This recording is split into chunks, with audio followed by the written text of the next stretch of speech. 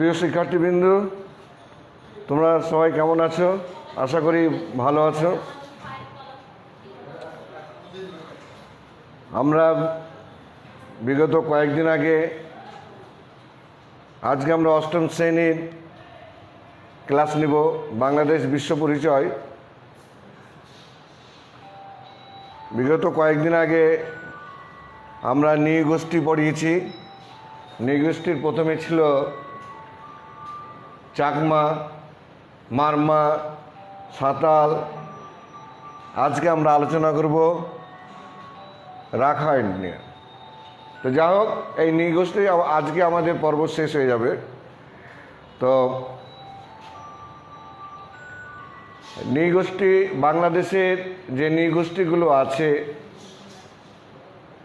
এই সম্বন্ধে আমাদের একটি ভালো ধারণা পাওয়া গেছে। তো যাই হোক, তোমরা বাসায় বসে না থেকে প্রতিদিন মিনিমাম 2-3 ঘন্টা করে পড়াশোনায় ব্যস্ত থাকতে হবে, পড়াশোনা করতে হবে, তাহলেই তোমাদের সময়টা কেটে যাবে।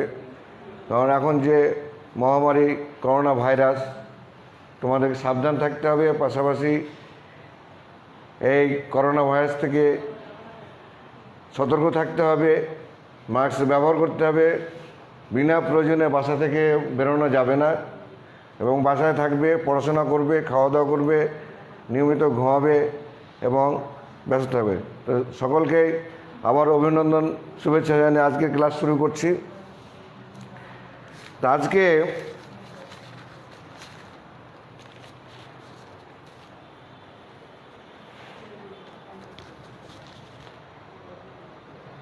নৃগোষ্ঠী রাখাইন।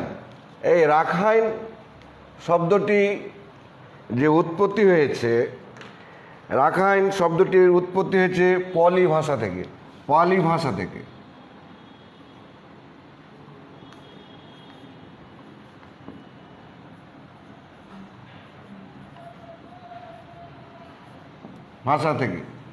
এই পলি ভাষা থেকে রাখাইন শব্দটির উৎপত্তি হয়েছে। রাখাইন এর অর্থ হচ্ছে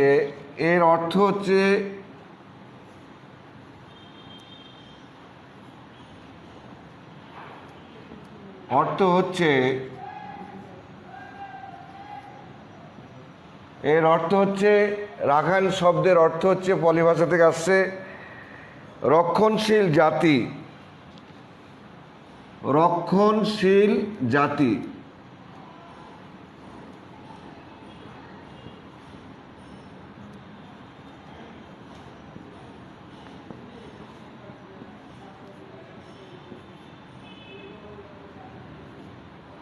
রক্ষণশীল জাতি।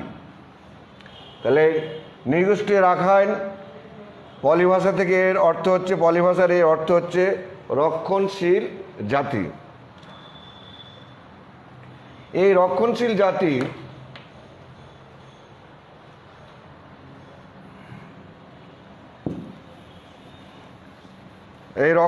জাতি নিজেদের পরিচয় এবং সংস্কৃতি, ধর্মীয় কৃষ্টিসমূহ করতে সচেষ্ট থাকে। এটা বাংলাদেশের কোন কোন জেলায় এই রাখাইন নৃগোষ্ঠী বসবাস করে তোমরা কি জানো? জানো না? তাহলে দেখো, বাংলাদেশের কোন কোন জেলায়। 1 নম্বর ধরো যে পটুয়াখালী,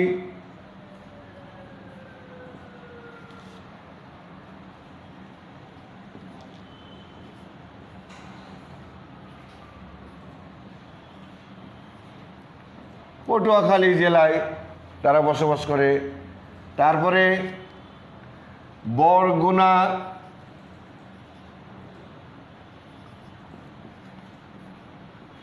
তারপরে কক্সবাজার,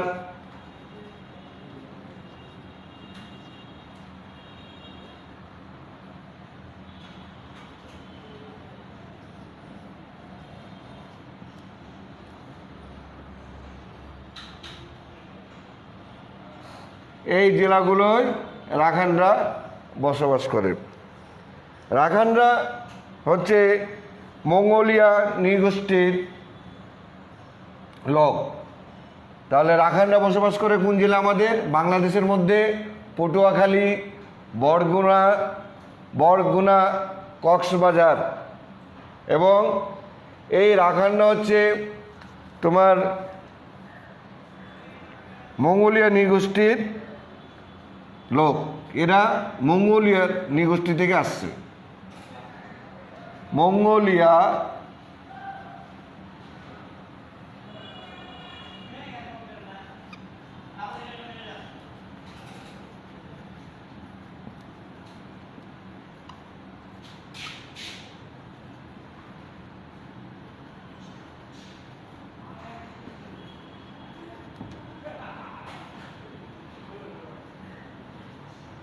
নৃগোষ্ঠীর লোক। রাখাইনরা মঙ্গোলিয়া নৃগোষ্ঠীর লোক। তাদের চেহারা তারা দেখতে কেমন তোমরা অবশ্যই এটা জানতে ইচ্ছা করবে। তাদের চেহারা, মুখমণ্ডল কি? মুখমণ্ডল গোলাকার। মুখমণ্ডল গোলাকার।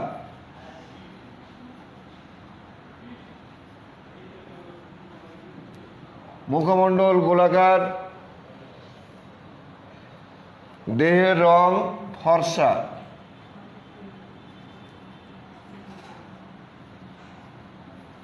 দেহের রং ফর্সা।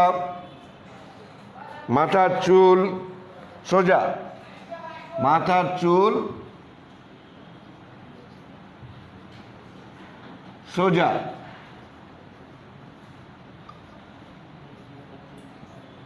এই তাদের দেহের গঠন। বর্তমানে মিয়ানমার, আরাকান, এই তাদের দেহের গঠন। বর্তমানে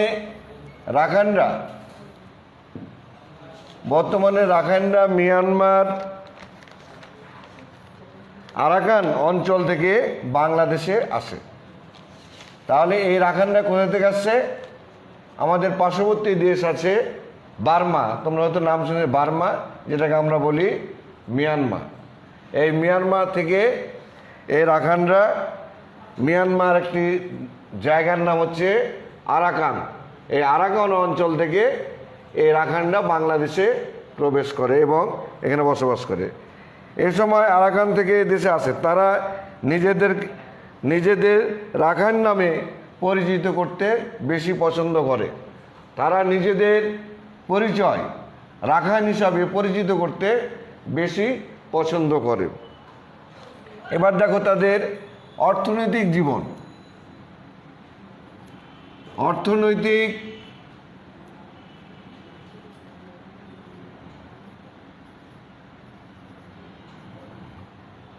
অর্থনৈতিক জীবন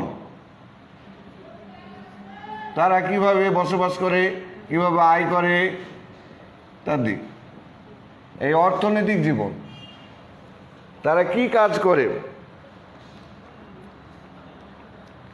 প্রধানত এই রাখাইনরা কৃষিকাজের উপর নির্ভরশীল। এদের প্রধানত কাজ হচ্ছে কৃষি। প্রধানত কৃষিকাজ।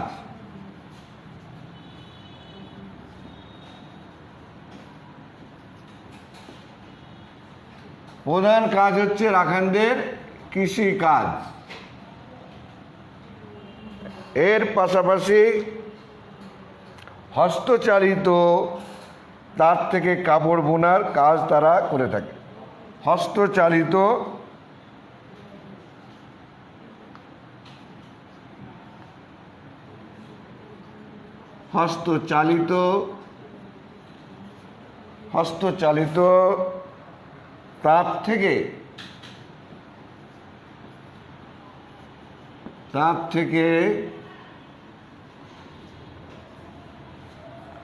তার থেকে কাপড় বোনার কাজ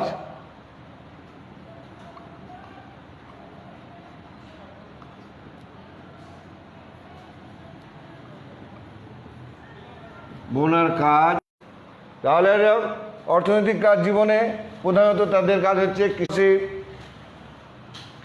পাশাপাশি হস্তচালিত তাঁত থেকে কাপড় বোনানোর কাজ করে তারা নিজেরা ব্যবহার করে এবং এটা নিজেদের ব্যবহার করার জন্য তারা তাতে কাপড় বোনা এবং পাশাপাশি এটা উদ্বৃত্তটা বিক্রি করে থাকে হাট বাজারে।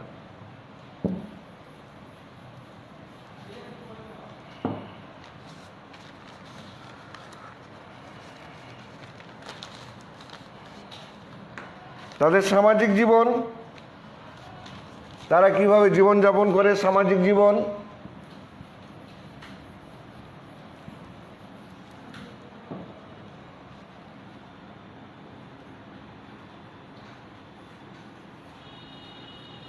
সামাজিক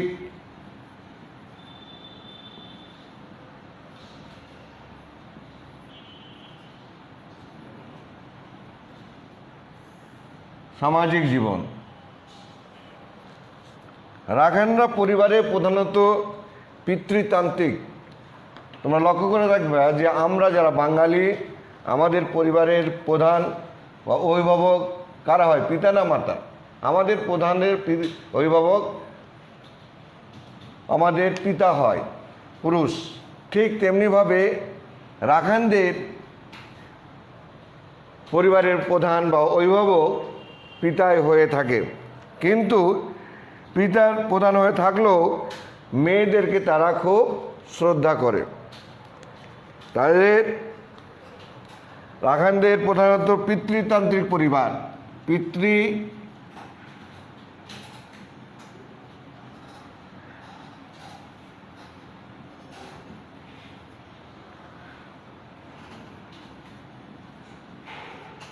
পিতৃতান্ত্রিক পরিবার।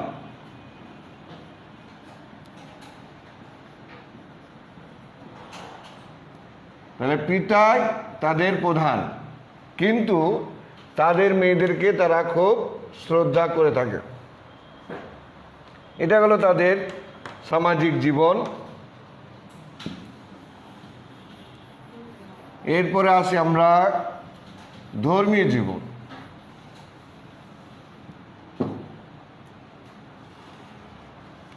ধর্মীয় জীবন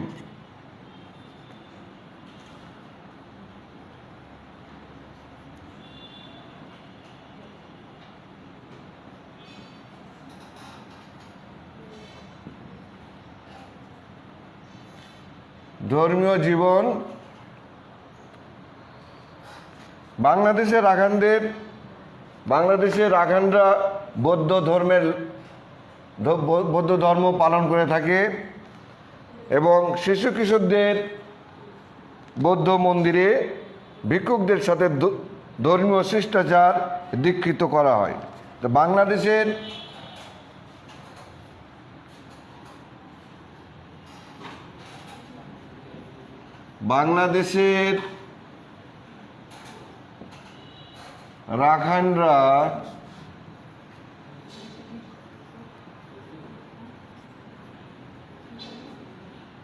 রাখাইনরা বৌদ্ধ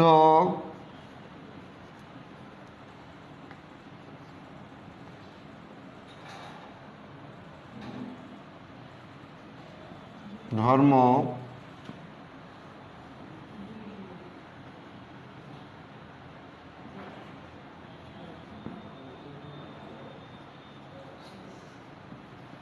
বলি।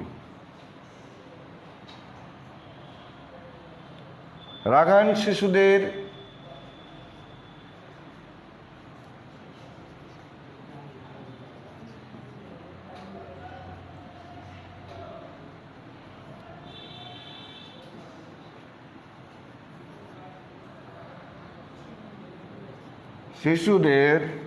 শিশু ও কিশোরদের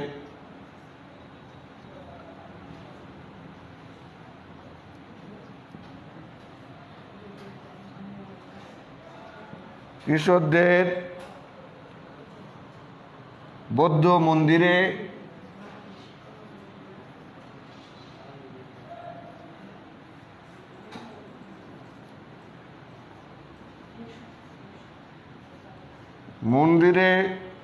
বৌদ্ধ ভিক্ষুকদের হাতে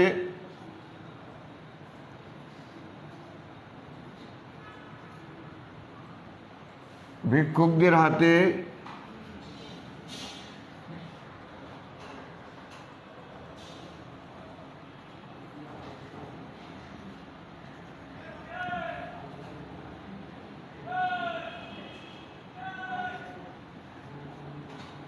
হাতে ধর্মীয়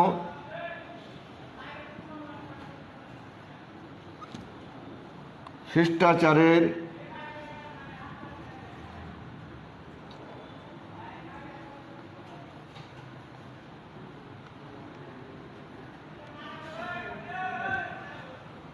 দীক্ষিত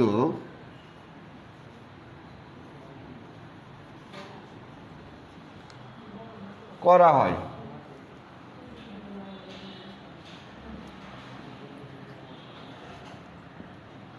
তাহলে এখানে পরিষ্কার বোঝা যাচ্ছে যে বাংলাদেশের রাখাইন বৌদ্ধ ধর্মাবলম্বী বৌদ্ধ ধর্ম পালন করে থাকে। এই রাখাইন শিশু কিশোরদের বৌদ্ধ মন্দিরে বৌদ্ধ ভিক্ষুকদের হাতে ধর্মীয় শিক্ষা বা শিষ্টাচারে দীক্ষিত করা হয়। তারা সুন্দরভাবে তাদের ধর্মটা পালন করে এবং শিশু কিশোরদেরকে সেভাবে শেখানো হয়। এটা গেল তাদের ধর্মীয় জীবন।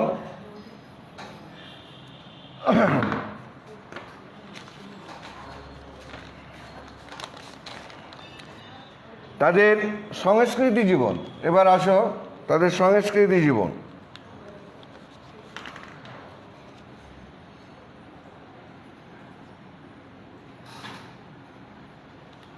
সাংস্কৃতিক জীবন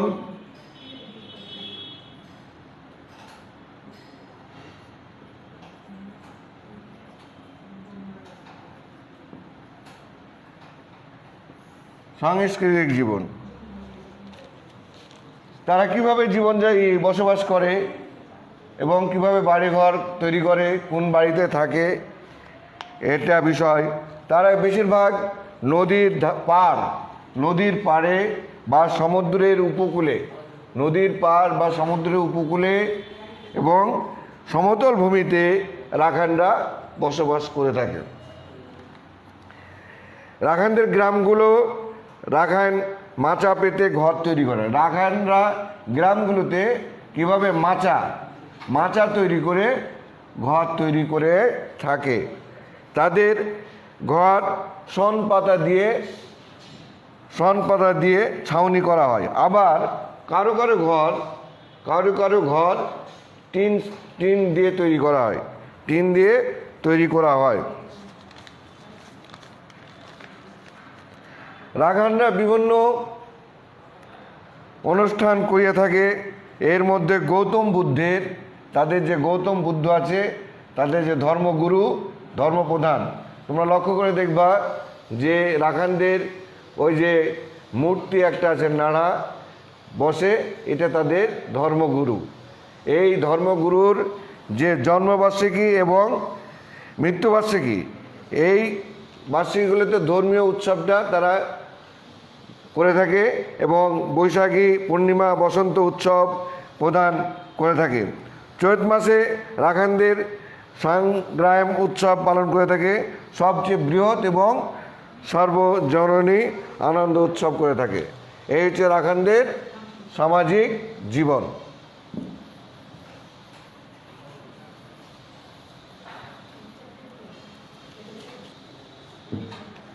এবার আসি আমরা তোমাদের কিছু বাড়ির কাজ দিই। এই বাড়ির কাজটা বাসায় তোমরা করবা। বাড়ির কিছু কাজ দিই, বাসায় তোমরা এটা করবা। বসে না থেকে বাসায় পড়ার ভিতরে মনোযোগ দিলে দেখবা এমনি তোমার সময় কেটে যাবে এবং কাজের মধ্যে থাকলে তুমি ভালো থাকবা, সুস্থ থাকবা।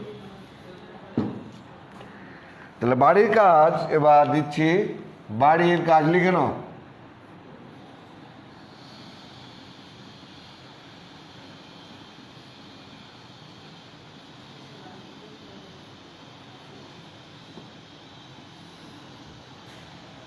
বাড়ির কাজ।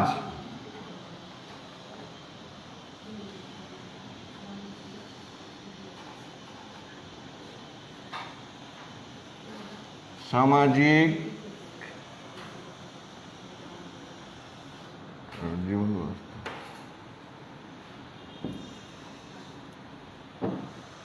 জীবন ব্যবস্থা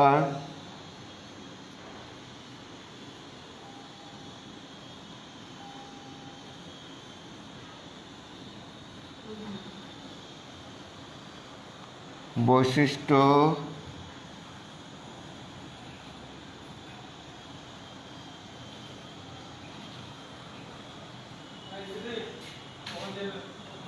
বৈশিষ্ট্য ক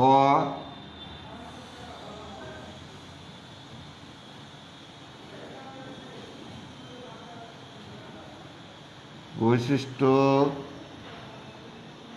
খ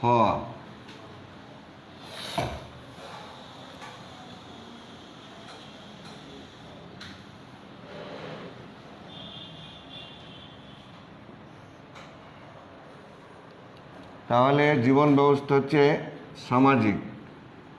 সামাজিক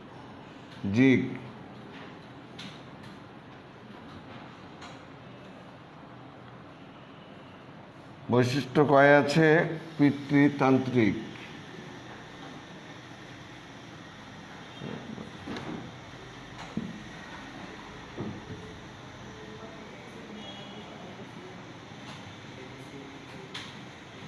পিতৃতান্ত্রিক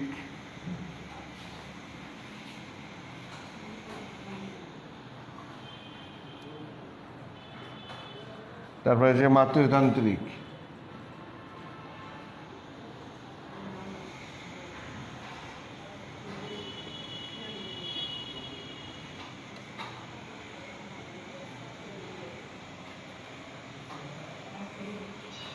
তারপরে আছে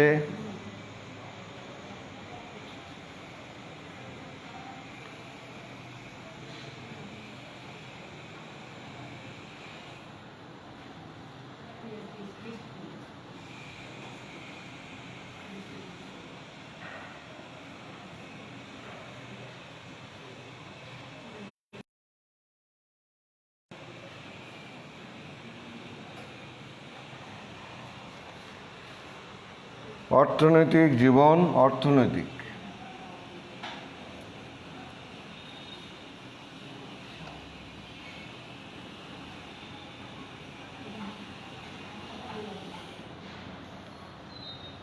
অর্থনৈতিক মাদুর ঝাড়ু তৈরি।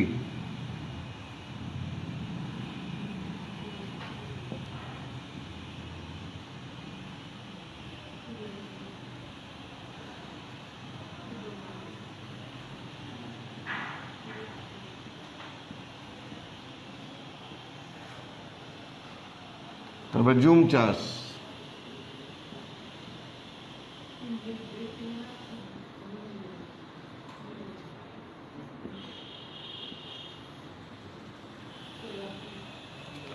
এরপরে আছে সাংস্কৃতিক জীবন।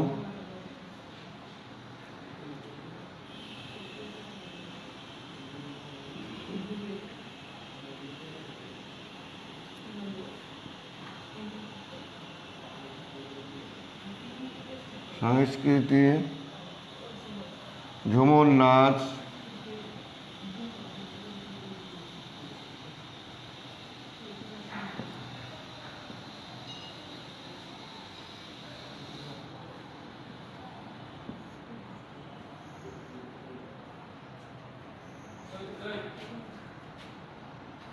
ওয়ানপালা,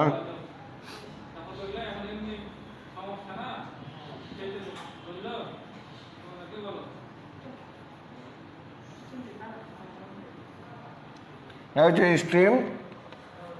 এবার আমরা এই স্ট্রিমটা দেখে সৃজনশীল প্রশ্ন দিব। প্রথমে জ্ঞানমূলক প্রশ্ন।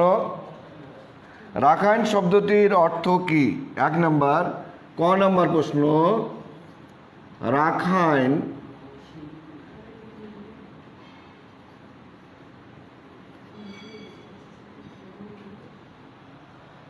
রাখাইন শব্দটির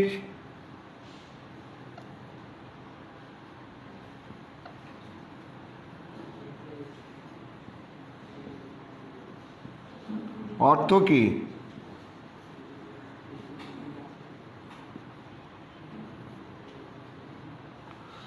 অর্থ কি? এর মান হচ্ছে 1।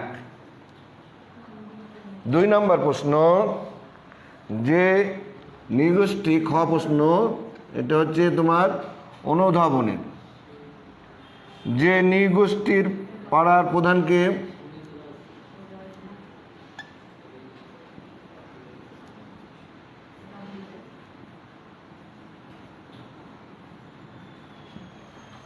যে নৃগোষ্ঠীর পাড়ার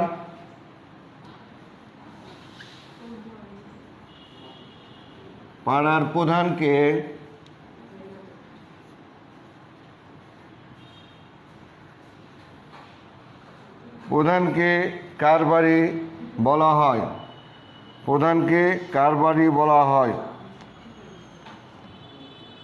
প্রধানকে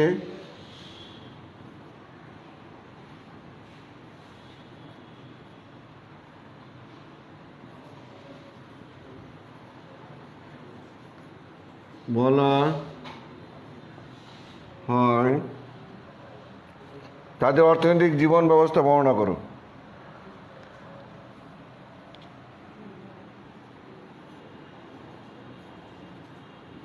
তাদের অর্থনৈতিক জীবন ব্যবস্থা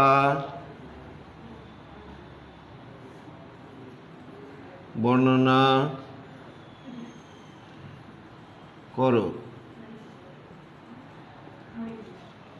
এটা হচ্ছে অনুধাবনের প্রশ্ন, এর মান হচ্ছে 2।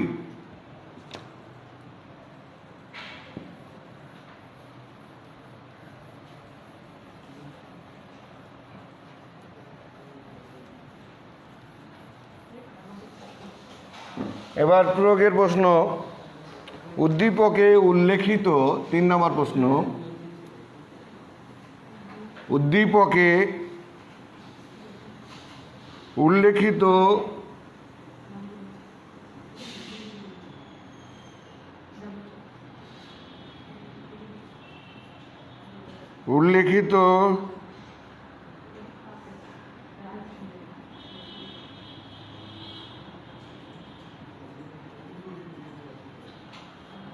ক কলমে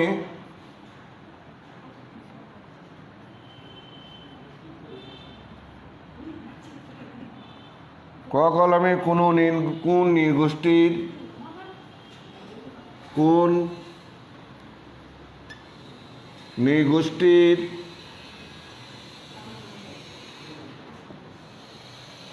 নৃগোষ্ঠীর চিত্র ফুটে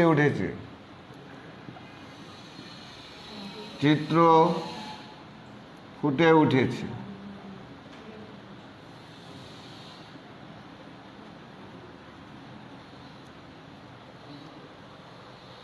তার সাংস্কৃতিক জীবন ব্যাখ্যা করো। তার সাংস্কৃতিক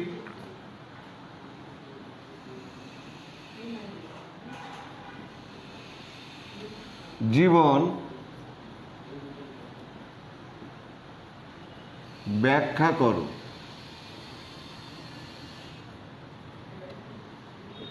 এর মান হচ্ছে 3। এটা গেল প্রয়োগের প্রশ্ন। এরপরে হচ্ছে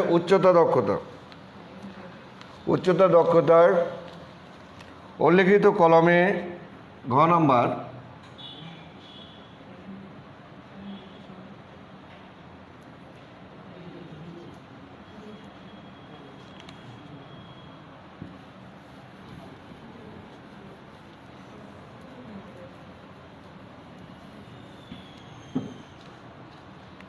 উল্লেখিত কলামে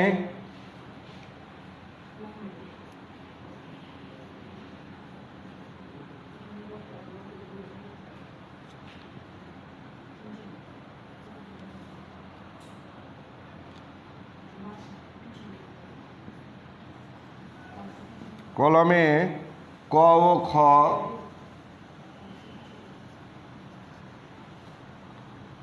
এই যে সকল নৃগোষ্ঠীর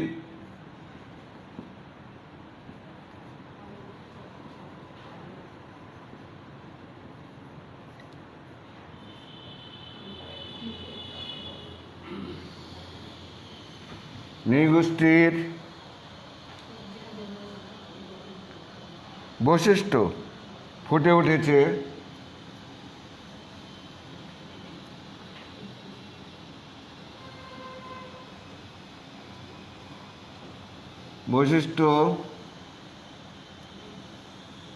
ফুটে উঠেছে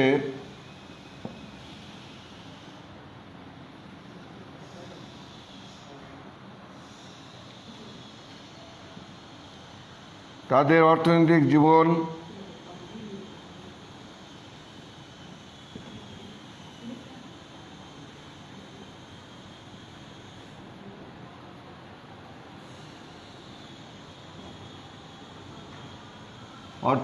জীবন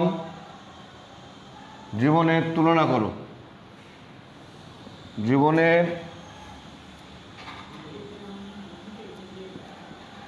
তুলনা করো,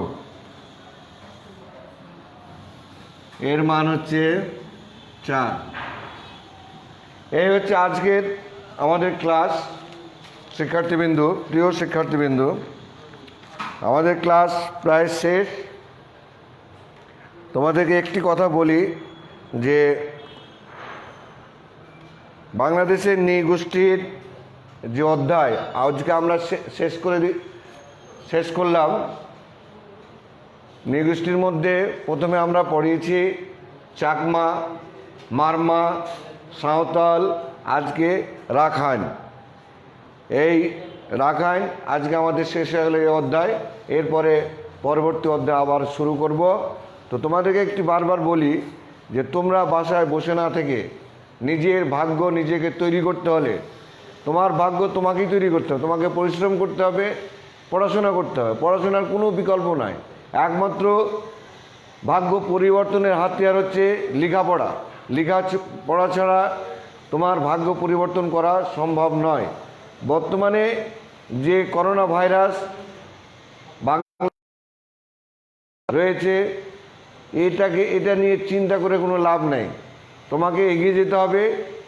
এগুলো হয়ে থাকে, বিগত দিনে এরকম ভাইরাস আসছে, বর্তমানে আছে, ভবিষ্যতেও আসবে। এগুলো হয়ে থাকে। এটা নিয়ে চিন্তা করার কোনো অবকাশ নেই। তোমার নিজের কাজ নিজে করতে হবে। তোমার কাজ হচ্ছে পড়াশোনা করা। তোমাদের সিলেবাস অনুযায়ী তোমার আগামী যে পরীক্ষাগুলো হবে সেই পরীক্ষাগুলো প্রতিদিন তোমাকে পড়াশোনা করতে হবে, এবং এই পড়াশোনার মাধ্যমে তুমি তোমার ভাগ্য পরিবর্তন করতে পারবে। ঠিক আছে? তো তোমরা সকলেই ভালো থাকো, সুস্থ থাকো। আশা করি, দোয়া করি তোমাদের জন্য। তোমরা ভালোভাবে লেখাপড়া করবা, বাসায় থাকবা। পরিশেষে সকলকেই আমি গোলাম মুর্তজা, রাজশাহী কোর্ট একাডেমির সহকারী শিক্ষক, অনলাইন ক্লাসের পক্ষ থেকে আবারও শুভেচ্ছা, অভিনন্দন জানিয়ে আজকের ক্লাস এখানেই সমাপ্তি ঘোষণা করছি। ধন্যবাদ সকলকে।